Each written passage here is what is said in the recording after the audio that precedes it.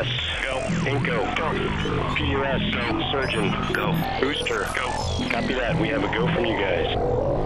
This is Talking Sound. Well, hello, everybody, and welcome to the Talking Sound podcast. Chris Jordan coming to you from Austin, Texas, right here in the HC Universal Network studios.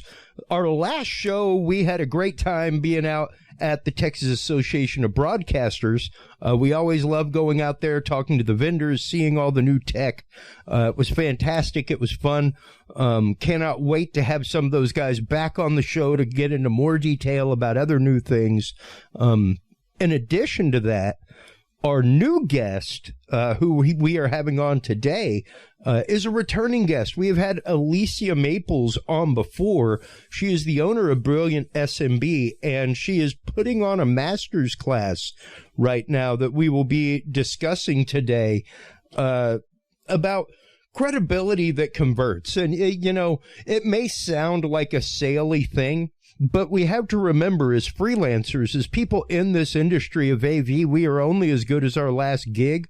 Our credibility is only as good as our last gig and our last client. And sometimes, like our topic today, we have to be ready to fire a client.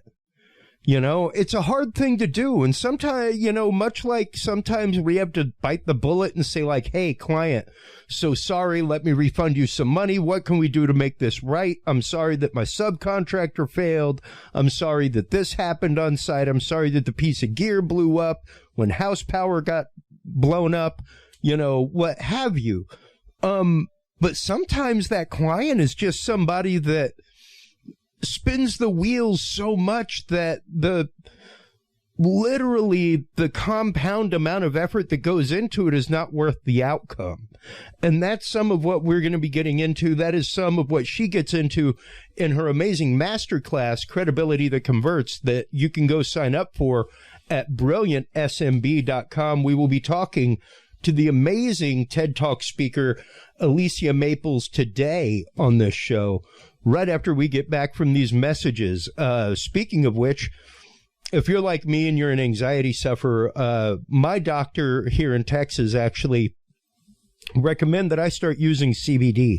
And it was shortly after that as a traveling AV technician, I began going around to places all over the country, dispensaries, everything else, to find the best stuff that I possibly could.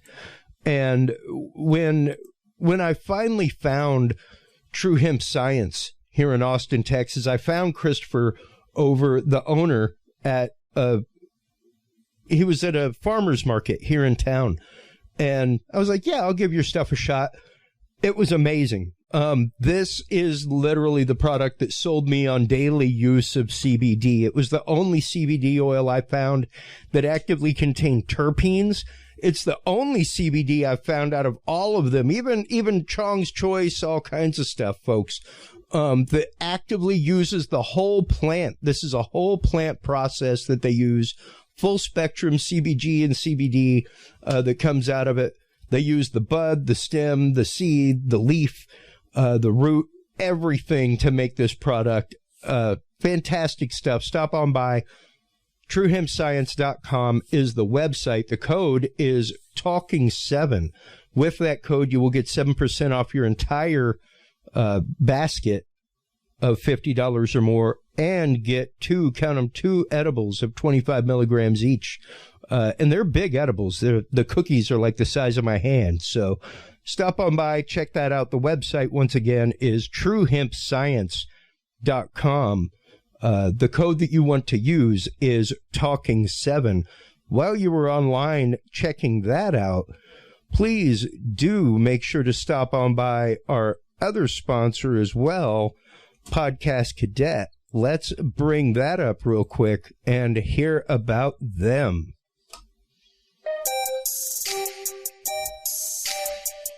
Have you considered starting a podcast? Looking for a way to make your business a voice of authority in an industry? Then Podcast Cadet is the solution for you. Whether starting a podcast for yourself, your brand, business, school, church, or just plain fun, Podcast Cadet is here to help you navigate the waters of the podcast industry. Specializing in one-on-one consultation and training with industry professionals in fields ranging from podcast technology and editing to distribution, monetization, and even social media strategies. Podcast Cadet tailors their services to the specific needs of you and your podcast. Do you already have a podcast and trying to find ways to engage and grow your audience? Sign up for your Podcast Cadet audit today and let us help you explore new and exciting ways to leverage your content and elevate your podcast brand to whole new levels.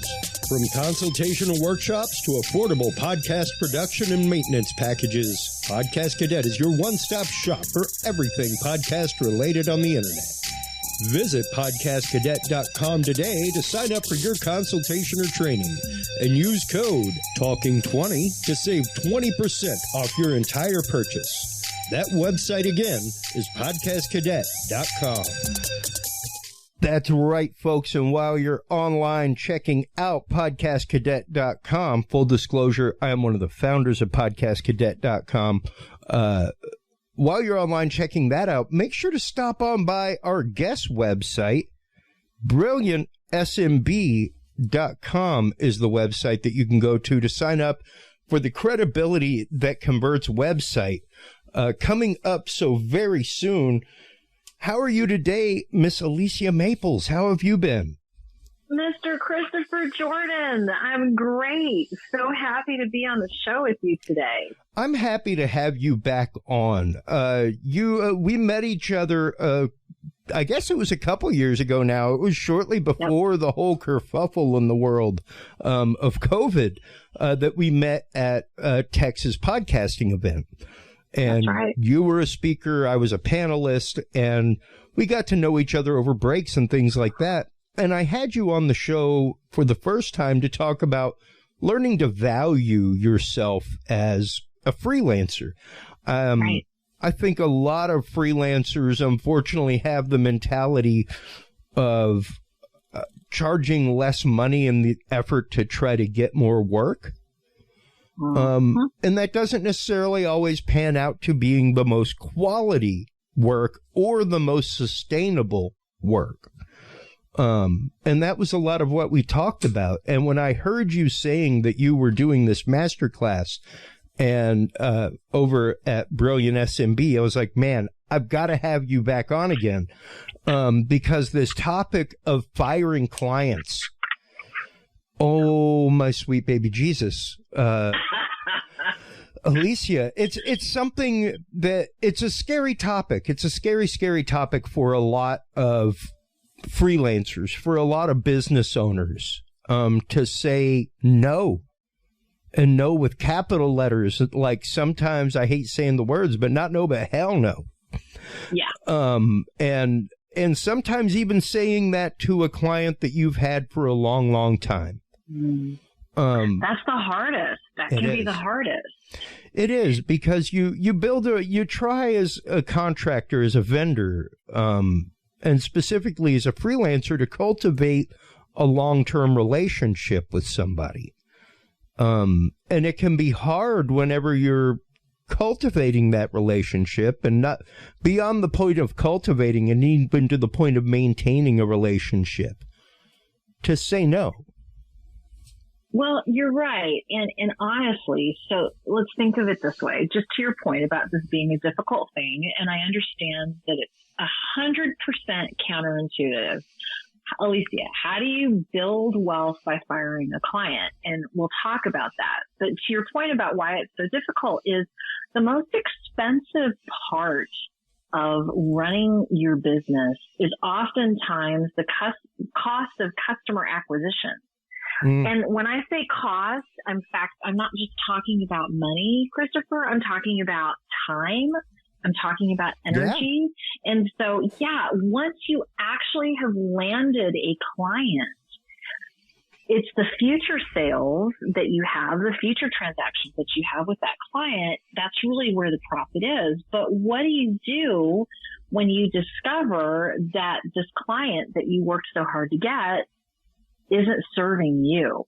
and isn't serving where you need to go in your business. And even worse is distracting you from serving your ideal clients better, deeper, stronger, and for more money. That's where the firing your client comes in. Well, and let's really start kind of dismantling that and breaking down the circuitry of that, so to speak, because there's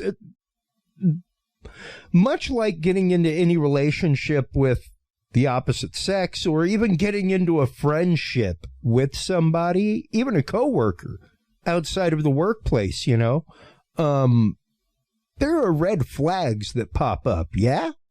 Yeah. Okay, well, let's get into that first, because I think that being able to honestly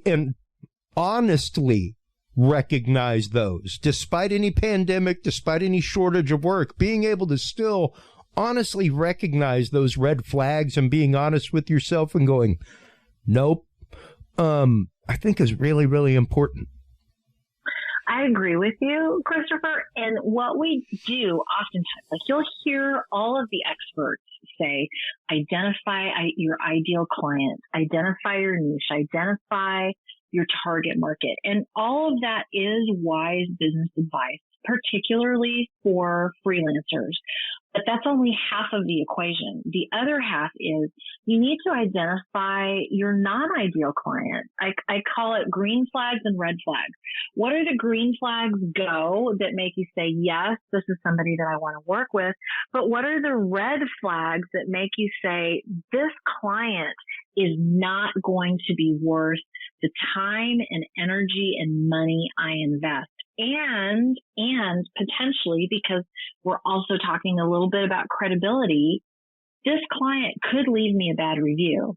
And detrimental online reviews and testimonials have a massive negative effect on your business, which we can get into some statistics and some things like that in a minute if you'd like. But you've really got to take the time to understand what is a client that you serve well.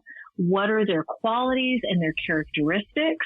It's not usually their resume. It's not usually their demographics. It's their behaviors, right, that make a good client different from bad client. And just to be clear, when I say bad client, I'm not saying they're bad people. I'm just saying they're not the right client for you. Yeah. Yeah. Absolutely. And, you know, it may be the fact that you have hit a point in your career that you just don't have the time to devote to that kind of client. And I recently ran up against a situation like that all of a couple days ago, Alicia, where I had somebody that I do work for. You know, they contact me on behalf of other people and say, hey, can you go do this? And I tentatively said yes. I was like, I'm available those dates, but I need a lot more information. And it was a long show, like 7 days long, you know. Wow. Would be nice to get that work on a day rate, you know, and hey, here locally. But it was things like, hey, it's been numerous days now, and like 5 days since we talked about this, and it's coming up in about a week and a half. We have not confirmed dates. We have not confirmed rates. You have not told me if the event's outside, what the scope of the event entails and what the scope of my duties on site are. And when I still got no response to that, that's when I said no. Like that, that for me was, and hey, you know me, we know each other online. We know each other personally. Like, you know, I have not had a lot of road gigs in a hot ticket minute because of all this stuff in the world. But that doesn't mean that I should take 5 steps back in my career and go back to the point of going in blind to a situation and being willing to risk my reputation and what I do. And like you said, a negative review online or anything like that. Super, super wise. Because let's face it, anybody who has been in business for themselves long enough will be able to agree with this statement. There are some clients that no matter how much they pay you, they are just not worth it. And I would hazard to say, and you may have some people in your audience that disagree with this, if you can't say that, then one of two things is happening. Either you have done an incredible job at pre-qualifying who you work with, or you just haven't been in business long enough to have that experience. Yeah. And, it's definitely one of those, it's taken me a long time to hone that skill of being able to have that demand of, if you don't have that level of communication going on, I can't do that. I just know my own neuroses as a human being. Mm-hmm. And like, just my quality of life will suffer from getting involved with something like that, where I have no answers until the day I walk onto site, and walk in just blind. I don't enjoy those gigs. I don't think I perform well in them. I can do it, but you're not going to get the best possible thing out of me. I can't pre-plan things if I don't know what equipment I'm using. Stuff like that, That's so perfect. And what you've described, Christopher, is this is the preventative medicine. This is what people need to do when they first start in business. This is what people need to do if they have established businesses, is this, which is understanding the green flags and the red flags, and have a pre-qualification system that helps you understand whether or not this client is going to be good for you. What we're also talking about is, what do you do when you have a base of clients? Some are great and some are not, and you need to fire them. Yeah. Especially if you have a base of numerous clients that you might need to get rid of. And granted, my way of doing that has, I guess, always been to open the opportunity for them to up game. Uh-huh. If you can do this, we can continue to work together. And that'll normally mean like meeting a greater day rate, meeting a few other things, something like that, that will make that expenditure of effort on the front end worth the effort on the back end. But it's pretty rare that that's the situation with me, I've come to find. Most of the times I just prefer to be done with something and not worry about it.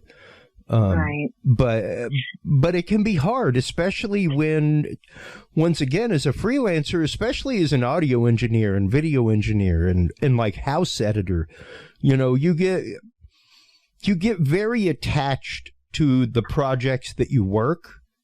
You get very attached to those clients that you've groomed and worked with. Like I belong to a lot of, as you know, podcast communities online, as well as quite a few freelance communities, specifically audio and video freelance communities. And it's a question that I hear from people all the time, like, how do I get to a point of convincing my clients that what I'm doing is worth this money? Wow. And typically my response is, you probably need to reconsider the clients you're working with if it's a fight to get the rate that you're trying to get. You might be fishing in the wrong pond with the wrong bait. There are several brilliant things that you're saying there. So one is, and we can get into the mechanics, but first I'd like to kind of give your audience a little bit of strategy. Yeah, absolutely. So the mechanics around firing somebody, you hit on something super important. It's always better when the client can deselect themselves. And so there's some tips and tricks, and you actually just brought one of them up, and I promise your audience, we didn't talk about this beforehand. But yes, you brought one of those methodologies up, which is to help the client deselect themselves, because that's always the better choice rather than you actually saying, hey, I'm not going to work with you anymore. Yeah. So that's one thing. And to the other point you raised about having to convince somebody, at the end, we can talk some more about credibility that converts in online testimonials and authority, because if you have that going for you, that is going to help you tremendously. I can't wait to talk to you about that. But first, what I want to say is the process of this whole build your wealth by firing your client. The first step that you need to take, and especially freelancers need to take, is what I call client segmentation.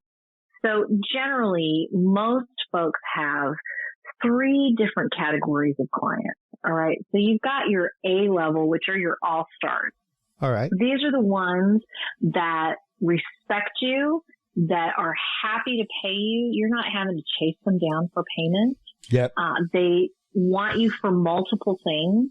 You have the opportunity to work multiple gigs for them. They'll give you referrals. They're respectful of your time and your energy. All right. So those are your all-stars, and those are the typical characteristics of your all-stars. Then on the opposite side of the spectrum, you've got your C-level clients, which I call your challenging clients, right? These are the ones typically, as you just said, you got to prove your worth. They tend to be extremely demanding. It's funny to me how these folks who also you have to hunt down for payment, or they're constantly asking for discounts, they're the ones that want the most and the most hand holding at the cheapest rate possible. Okay. So they're going to suck up your time and your energy. They also may have the characteristic of questioning you all the time. Instead of acknowledging that you're an authority in your field, they're going to challenge you, and they're going to ask you questions. Are you sure this is where this should be placed? Are you sure that this is how we should do this? These are the characteristics of your challenging clients, the C's. The third category are your B-level clients, and this is just kind of the bucket where you're not really sure whether this is an A or a C, so let's just put them in there.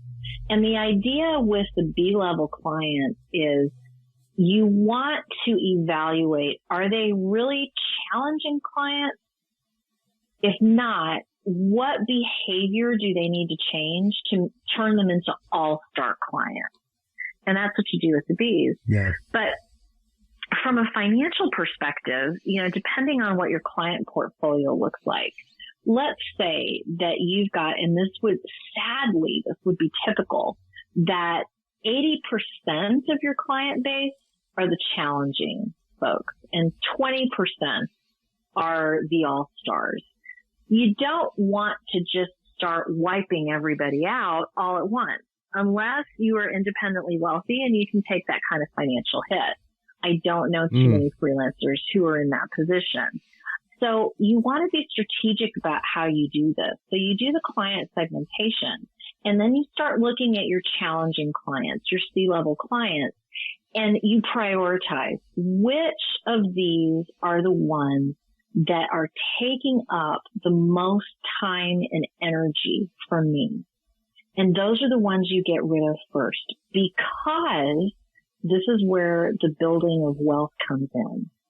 The less of those that you have, the more you are able to serve your all-stars, who are the ones that respect you and who are the ones that will pay you. That's right. You can offer additional services. You can offer additional programs. There's so much more that you can do for your all-stars if you weren't sucked up in your energy and time with the challenging folks. Yeah. So you take a look at your challenging clients, you prioritize them, and you develop a plan over time to get rid of those while you're simultaneously doing some upselling to your all-stars. Yeah. Does that make sense? Oh, absolutely. I mean, and, For me, I worked in kitchens as a day job a lot, Alicia, during my life, while I ran sound at clubs at night.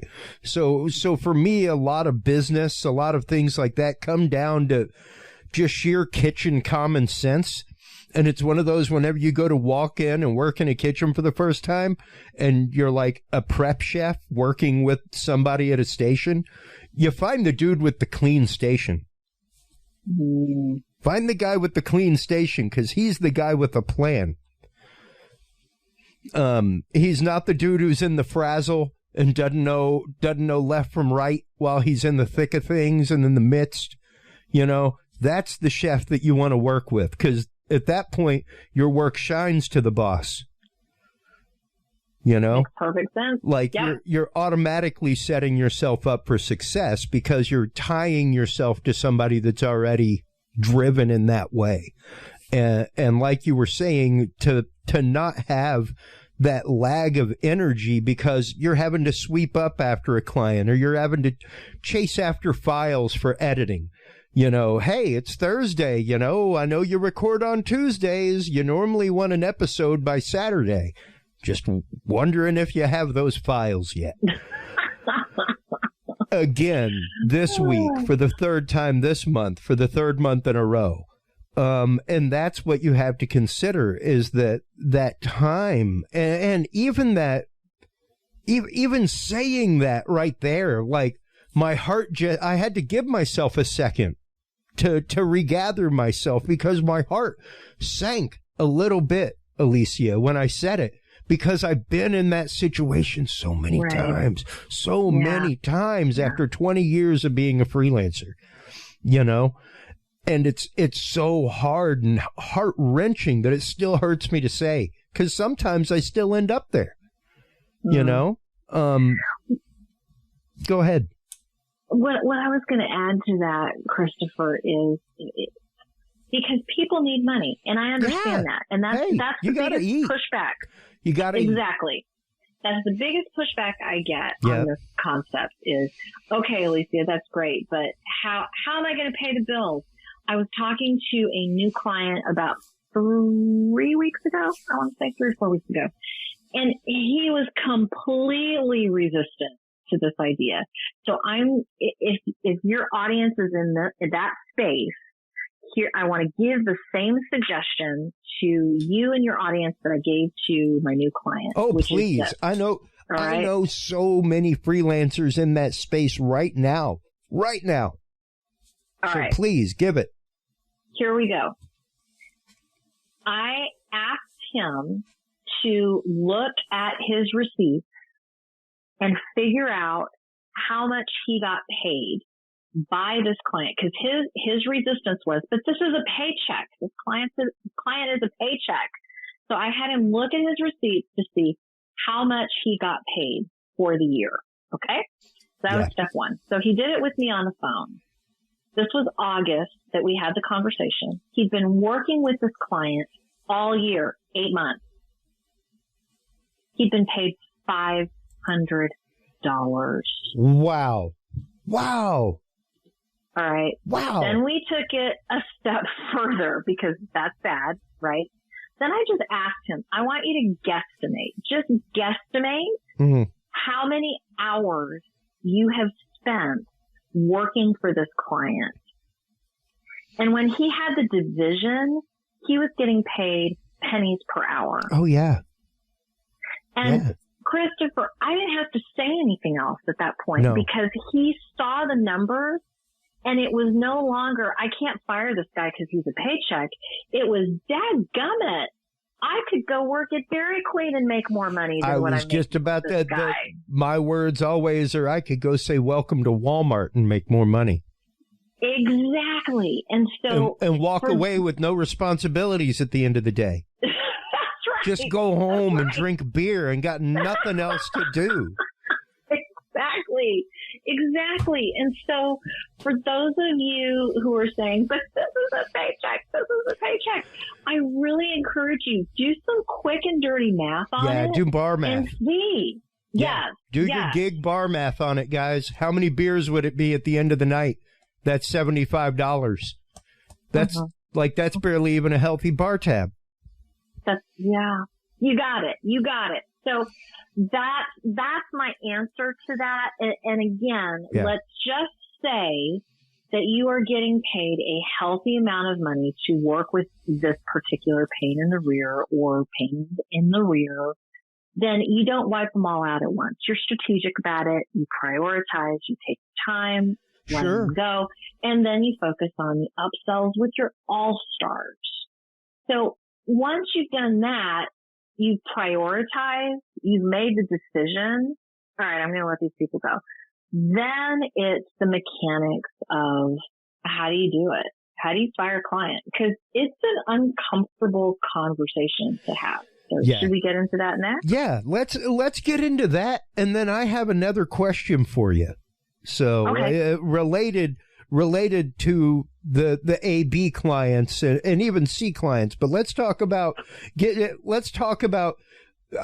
shelling and burning the chaff before we start getting to the wheat and making a loaf. All right, let's do that. Let's get rid of the chaff first. All right. So the first thing I want to say is that when you are ending a relationship with a client, you always want to treat them with dignity and respect, because they may not be an ideal client for you, but they may know people who are. And if you burn them to the ground in how you end the relationship, you're not going to get any referrals. And again, you could get bad online reviews. All right. Yeah. So as much as they have driven you crazy, as much as maybe they have screwed you over, you are not going to do the same thing, because that is bad for your business. You're going to treat them with dignity and respect. So the first thing that I suggest, this is all the work that I do with my clients. I really hope that your audience is getting value from this. This is huge. Oh, good. I'm so glad. All right. It's seeding. So you're not going to drop the bomb all at once. You're going to say, hey, Christopher, I just wanted to give you a heads up that I am making some changes in my business. I'm restructuring my business model and how I'm working with people. Once I get all the details ironed out, I will be in touch with you so that we can see what that means for how we're going to work together in the future. And that's it. You don't say anything else. The client has questions. Your answer is, I don't have all the details yet. I'm not going to reveal anything until I get all these details worked out. So I don't even work with you, and I just got the chills, Alicia. Just listening to that. I got the chills. That is amazing. Right. So keep going. Okay. All right. So what you've done is you've planted the seed, and the client knows, oh, something's getting ready to change. I don't know what it is. Because to our brains, from a neuroscience perspective, change actually registers in the brain as physical pain. Yep. All right. So you're seeding it. You come back, I don't know, 10, 14 days later and say, hey, Christopher, now here's what's important. You need to identify the behavior in this client that has made you say, I'm finished. All right. So let's just say with you and with me, Christopher, it's been non-payment. All right. Okay. So we'll use that as an example. So I'm going to say to you 10 to 14 days later, hey, Christopher, it's Alicia. Good to talk to you. Remember a couple of weeks ago that I told you that I was making some changes in my business and I was changing the way that I'm working with people? And you're going to say yes. Uh-huh. I'm going to say, well, what I have decided to do is to limit the number of clients that I'm working with so that I can serve them better, so that I can give them more attention. And what that means is for somebody to be one of my clients, I am requiring moving forward 75% of the payment up front and then the remaining 25% before the gig starts. As an example. Yep. If that is something that you are okay with, then I will send over a contract and an application to you. and you can complete that, and I'll take a look at it, and we'll make a decision from there. Yeah. Now, if your major issue has been non-payment, you're going to listen to that and you're going to deselect yourself. Like it's become an issue for you where you're saying, well, internally, I'm not doing that. And that's exactly what you want. You want the client to deselect themselves. Yeah. If it's an issue as what you brought up in terms of you need the scope written out, you need the details, you need the contract, that's what I would say. As I'm working with clients moving forward, the contract and the scope all have to be signed and have to be defined 14 days before the gig, 21 days before the gig. That is the only way that I am working with my clients moving forward. So you're setting your boundaries and you're allowing the client to deselect themselves, and that is the best way to end a relationship with a client. Yeah, because at that point, the onus goes to them. It becomes incumbent upon them to choose whether or not to continue the business relationship on literally the terms that you've just set forward. Exactly. Like, and it's not, and at the same time, if they don't answer yes, boy, howdy, that's the biggest red flag not to chase that hound dog down the tunnel you could ever get. Yep. You know, because if they're not willing to work with you, especially knowing what you've delivered, you know, if they, like we said, this is the case of firing existing clients, people that are, quote, paychecks, as we said, and we got to do that quick math. Are they a paycheck? You know, it may be the fact that, you know, somebody who is $300-400 a month for you is something that is sustainable for you as a business person. And that effort is sustainable for you. It all depends on the level of business that you're at, the level of contracting that you're at, and where you're at, personally and financially, you know? And I really think career-wise where you're at, because once you do hit a certain rung, there's things that you just pass on to other people. Like I eventually got into literally booking labor for other people, you know. That's great. Because I contracted long enough that my contractors that I work for trust me with the decision in the field of who should be in charge of a room or be doing this or be doing that as a lead, that now they're like, well, if you got some guys, we'll definitely use them, you know? So even my business has gotten to a different realm, and it's hard sometimes to say no to a gig because, I might be able to put 3 or 4 guys to work, but at what cost? Yeah. At what cost to my time? At what cost to their time on site? You know, to their well-being, especially in this day and age, you know, if you're working in a field where that revolves around contact with people or anything like that, you know. You nailed it, Christopher. And cost, let's just define cost for just a second. Hey, let's just call it hazard pay if you want to. That's an excellent you point. know? I mean, cost used to be just money. But I define cost as money, as energy, and also time. I mean, you can, look, you can go spend money and I can do coaching with you and I'll give you 100 different ways to make more money. But once you spend your time, it's gone. You cannot get it back. Yep. And then you add on top of that what you just said, hazard pay, what you're being exposed to.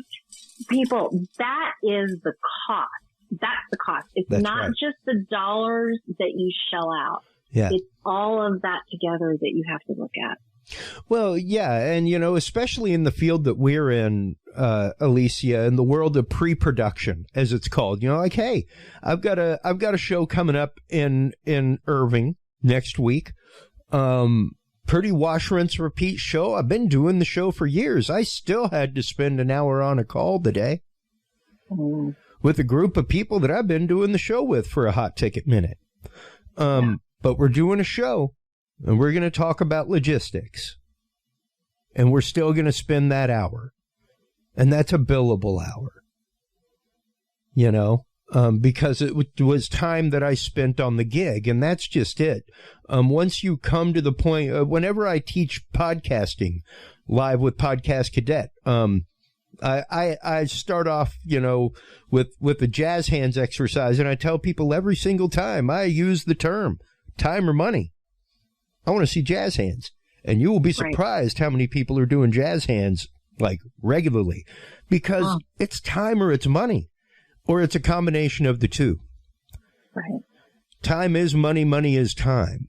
You know, like we bill by the hour, or we bill by the project, which is billed by a certain rate because of the number of hours we assume is going to happen. But any client who doesn't want to pay you for renting the spare space in your head with their project, you need to rethink that relationship. Preach it. Yes. Because, literally that's what you're doing. When you're sitting on the couch and wiring a rack for a client in your head while you're spending time with your wife, you're not spending time with your wife. You're cohabitating with your client, is what you're doing. And so is that's quotable. And so is your spouse. Put that up. I will. But I'm sorry to interrupt true. you. That's just good. Like how many times do we do that? And I'm sure even you catch yourself doing it, Alicia, where it's like, whoa, wait a minute. I can't think about Chuck's problem right now. I'm with my husband. We're out having a steak. Yep. You know, like, and when it comes to the point of somebody renting the spare space in your head because you're concerned about this, you're concerned about that, those are the clients that you need to pop onto that bottom list. When they're renting that much spare space in your head, unless it's like, man, I can't wait for the next show with them. You know, unless that is how they're renting the spare space in your head, you know, or like, man, what can I do to help them out? You know, what can I do to make their show better? Those are the clients that you want. And that's the question that I wanted to ask you, that I knew that you would organically lead into with this, Alicia, is how do we've heard about how to fire the bad clients, how to find the chaff and strike the match. How do we really start swelling the grain of those C+ and B level clients? To turn them into that A-level bread that is sustainable paycheck, that is like, hey, we want you on the road 7 weeks a month. You know, that kind of stuff. That's a good question. Because such a good question. I think, I think that's where most people get stuck business-wise, is like, the hesitation of, standing firm and saying, like we said in our last episode, this is my corner and it costs this much to play on it, you know? So the way that you do that is it's almost exactly the same conversation. Okay. But with something added. So you do the seating. Christopher, I'm making some changes to my business. And as soon as I get the details ironed out, I'm going to fill you in. And that's different as well. Yeah. And then when you have the conversation, it's Christopher, look, what I am doing is I am taking on less clients so that I can serve them better, so that I can devote more time and energy to the ones that I actually choose. And Christopher, you've been a great client, but there are a couple of bugs that we have to work out. So here's what I need from you moving forward if we're going to continue to work together. And those things are A, B, and C. And I would love to continue working with you. I would love to have you be one of my limited number of clients, But you've got to decide if you're willing to step up to the plate and make these changes. If you are, I'm going to send you a contract and an application, and I'll take a look at it. If you're not, I understand, and I can refer you to somebody else. Yeah. Yeah. And with B clients, that conversation with the ads of, I would really enjoy continuing to work with you. I really want this relationship to continue. That is oftentimes enough to correct the behavior. Yeah. Yeah. And, once again, still the uncomfortable conversation. Still the same queasy moment for the client. And until you send the follow-up email later that's like, hey, you're one of the people that I would love to continue to work with. What can we do to keep working together? And now, how much of this, because you brought up a term earlier, Alicia, neurolinguistics.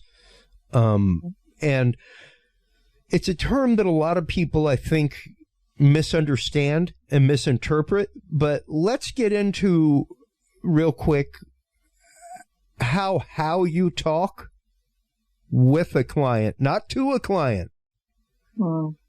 Talk with a client,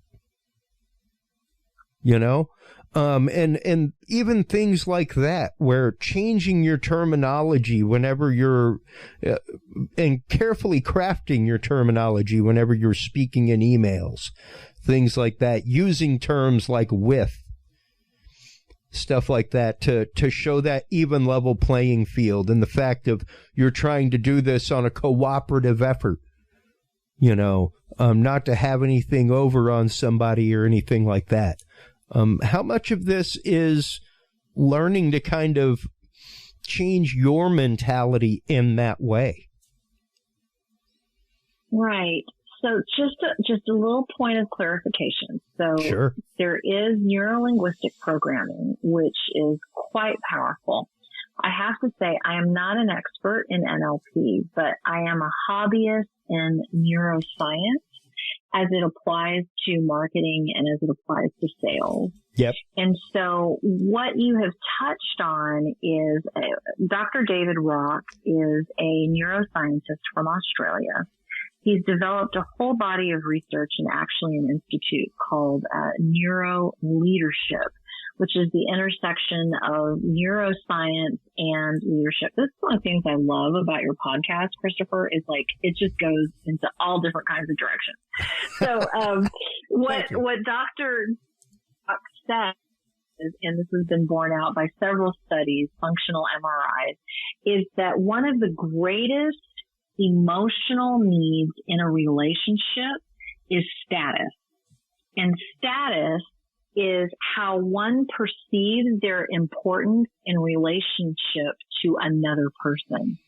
And in this type of conversation, it's how much someone perceives their importance in relation to you. Yeah. So if you trigger the negative threat response in the brain with regards to status, that also registers as physical pain. In some cases, depending on how you word things, and I had the opportunity to interview Dr. David Rock. It was just a phenomenal experience. Oh, wow. In some instances, the words that you use can register so strongly in the brain that subconsciously the person feels like their life is being threatened. All right? So You don't want to do that. What you want to do is you want to trigger the reward response in the brain by helping them feel more important than you. And when that response is triggered in the brain, it is the same exact response as when somebody wins the lottery. Wow. All right. So words like what you have said, like with, us, together, I would love to continue. Those kinds of words, you are important to me. Yeah. You are one of my favorite clients. Those kinds of things that can elevate a person's perceived status will get you great results. Yeah. Does that answer your question? Oh, God, yes. More than. Yeah, because I think a lot of people kind of, unfortunately, get trapped in a defeatist mentality and translate that defeatist mentality through what translates into almost like, at least in a client's view, almost to a begging because you didn't. Mm-hmm.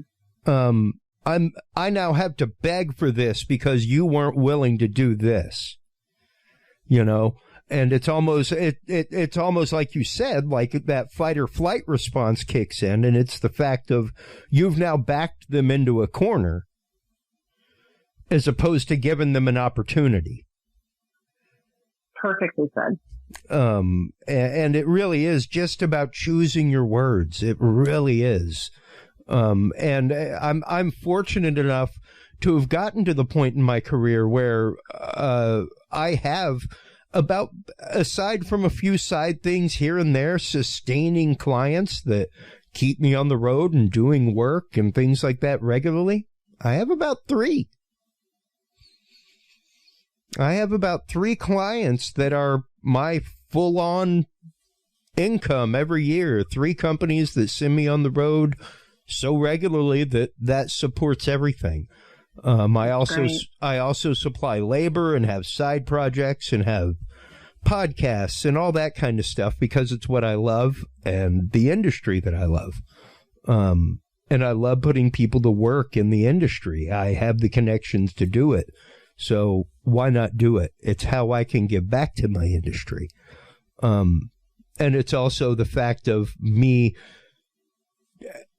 I guess, teaching technicians that they should expect more.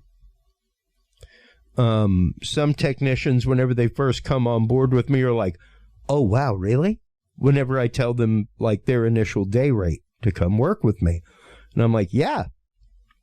They're like, but I've never worked with you. I'm like, I understand that. That doesn't mean you're not, like, that what you're doing isn't worth that money. Like, whether I've worked with you or not, that doesn't mean that you haven't been doing this for 10 years and you don't deserve, like, the whole way I teach people to calculate their rate is when you come into a new town, find out the rate of your local stagehand. So it's $18 an hour. Okay. Now add $1 an hour for every year that you've been doing it. And that's a fair rate. Can I pull a thread out of what you just said, Christopher, sure before we talk about credibility? Yeah. What I want your listeners to pick up on in what you just said is that there is a far bigger business game to be played than just one thing. Yeah. When you are freed up in your time, every person, I have yet to meet an entrepreneur, no matter what industry they're in, no matter whether it's a product-based business or a service-based business, I have yet to meet an entrepreneur that doesn't have an additional something that they can market and sell. And you just listed 3 or 4 different things that you do. And I really want your audience to pay attention to that because this is where the wealth building comes in. Yep. Everybody who can hear my voice, please hear this. You have more, you are not just a one-trick pony. Yeah. You have more things that you can market and sell, even if that other thing is your knowledge and your experience. There is someone out there who needs to know what you know, and you can sell that. But you can't sell it if you don't have time because your whole book of clients, your portfolio of clients are these challenging people who are sucking you dry. Yeah. So listen to what Christopher said and understand there is a bigger picture and a bigger game than maybe what you're playing right now. Okay, I'll get off my soapbox. Well, you know, and the examples I give people on my other podcast all the time are We're playing checkers, they're playing chess. We're playing 21, they're playing poker. We came to the table to play for about 4 or 5 hours and have some fun. They're hardcorers that are going to be there for 72 or 96 hours and just wear you down. And do you have the resilience to be in the game for 96 hours? Do you have the skill to be able to do something for so long that the few clients that you maintain are what maintains you? Right. You know, and that's just it. It's become such a bridge for so long. One of the companies is quite literally the company that brought me out of the world of rock and roll and working for churches and things like that and into the world of corporate AV. So that's how long I've been working with them. Almost, dang, it doesn't seem like almost half my career. It's crazy to think about, Alicia, but it's true, you know, and there's a reason why when everything shook out, they called me up to see if I was still available. Wow. And I said, yes, because you're one of the few clients that I want to keep maintaining there you go. After all this. And it's great. It's nice, you know, to know that that bridge was so strong that they came back when the industry rebooted, you know, and they came to me looking for names of other people in local cities that had done the shows before and things like that. So that means a lot. And it took a long time to do that. But it also took a long time to learn to see those red flags raising this last week. And to say no to the week of work that may have been on my table. I think come the cancellation email that I got, it seemed like it was many days fewer than the can you do it email. But still, to lose a few days can be hard sometimes. But it was a good relief when it was like, good, I don't have to worry about that because I saw those red flags a mile away. And it's so important, the advice that you gave today, to recognizing those red flags, seeing those red flags, and learning to really let your client make the decision to leave. You know, and letting them make the decision to continue a relationship with you and empowering them in that way. You know, it really does kind of, like we were saying a while ago, using your words properly, you can really psychologically turn the tables on that uncomfortable situation. Yeah. Alicia, before we let you go, what would your one last piece of advice be for all the freelancers out there? You did such an amazing episode with us last time that we had you on. That will, of course, be linked in this episode. But for all those folks out there that have been going through the pandemic, been going through all of this like all of us have, and the industry that they're in has maybe just started to reboot. Maybe, you know, it's the fact, like I know with some servers in my family and things, they just left their industry because they could no longer be comfortable in their industry. And they've had to find something else, and they've had to kind of redefine themselves. And that can be hard to, once again, put your corner sign up and be like, this is my corner. So what advice would you give to the freelancers out there listening to this show about really getting foot out there and getting word out and doing things post-pandemic? That's a tough time. I mean, it's a tough time. What I would say is, as many prospects as are out there who want a job done as cheaply as possible, there are also prospects that are looking for someone who has enough pride in their work to pay what you want to charge. There are prospects that are looking for quality and are willing to pay for it. They just need to be reassured that that's what they're going to get. Let the others take the leftovers, so to speak, but you stand behind your boundaries, and there will be people that will respect that and want to work with you. Yeah.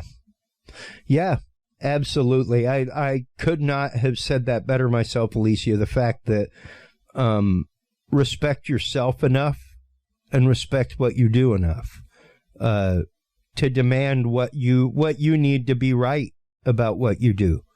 You know, thank you so much again for coming on the show, for sharing everything. I mean, and what's great is when you so humbly ask, I hope the audience is getting something out of this. Like, quite literally, this was something that I have seen at so many corporate team building workshops, things like that, Alicia, where this is information that you typically pay to go get at a seminar, something like that.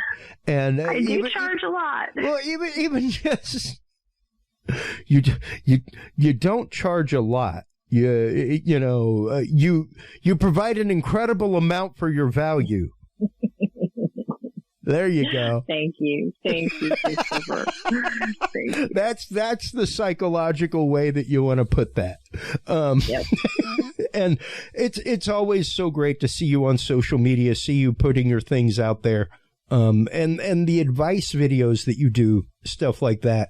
Before we let you go, it is your chance for shameless self-promotion. We have, of course, been popping the website up on screen during the show, but please do let everybody know where they can go right now to sign up for your Credibility That Converts webinar, and masterclass, where they can go to follow you online, to become a part of your social media, guru fandom.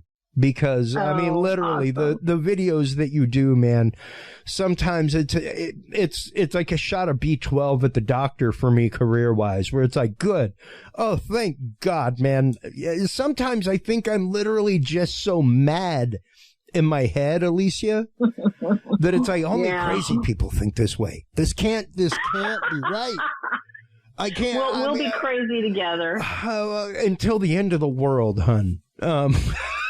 Because it's one of those, I've gotten to the point where I refuse to demand less. And like I've told those 3-4 companies that I work with, those companies have taught me to demand more, not only of myself, but of every client that comes to my door.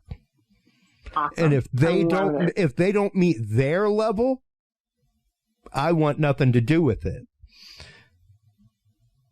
And that's how I judge my clients, is by the other clients that I have that are sustainable. So, thank you so much for confirming that in me today.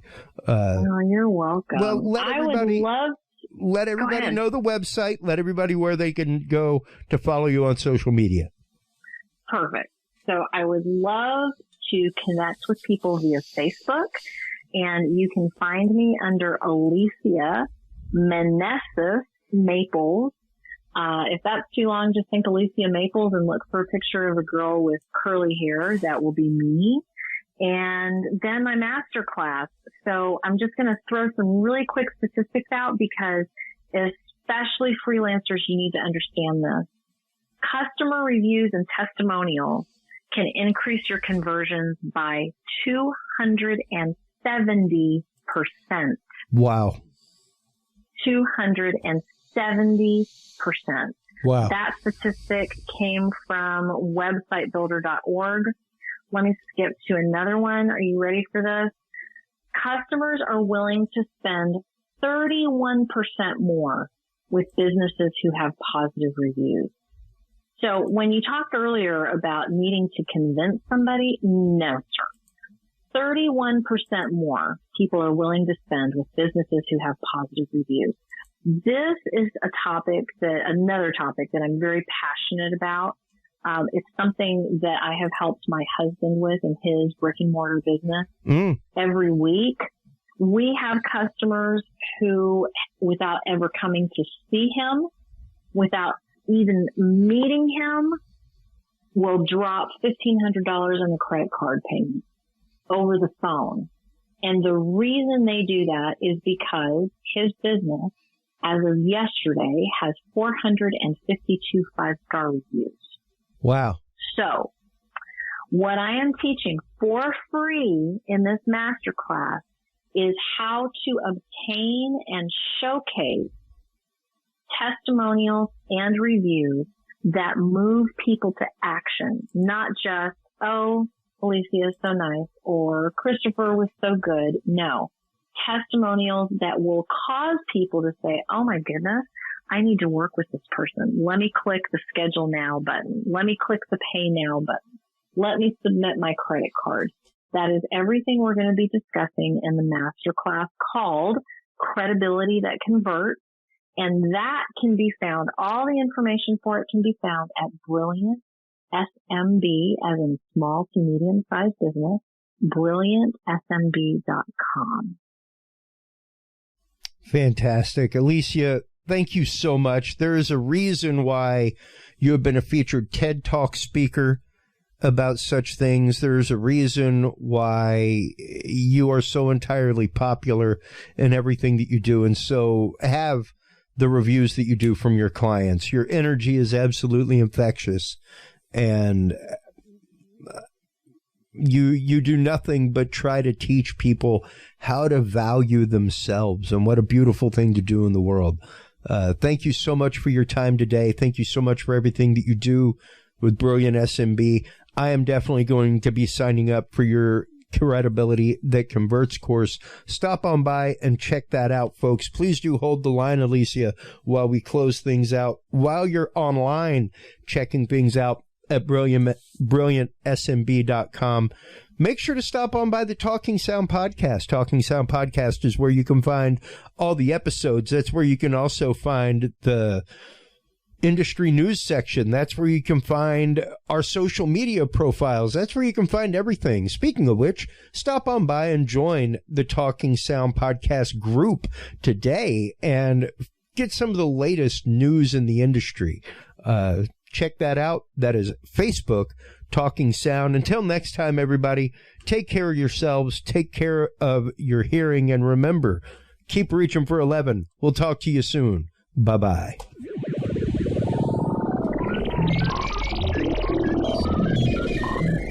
Thank you for tuning in to this episode of the Talking Sound Podcast. For more episodes, industry news, and information, visit us online at TalkingSoundPodcast.com. Subscribe to the Talking Sound Podcast on Amazon Audible, Spotify, Spreaker, SoundCloud, iTunes, or your favorite podcast service. Get the latest Talking Sound videos on Facebook, YouTube, Twitch, Reach TV, or your Roku or Amazon Fire device with the APR TV app. Talking Sound is a proud member of the HC Universal Network family of podcasts. For more great shows and content, subscribe to hcuniversalnetwork.com today. Until next time, watch those meters, gig safely, and keep reaching for 11. This is Talking Sound.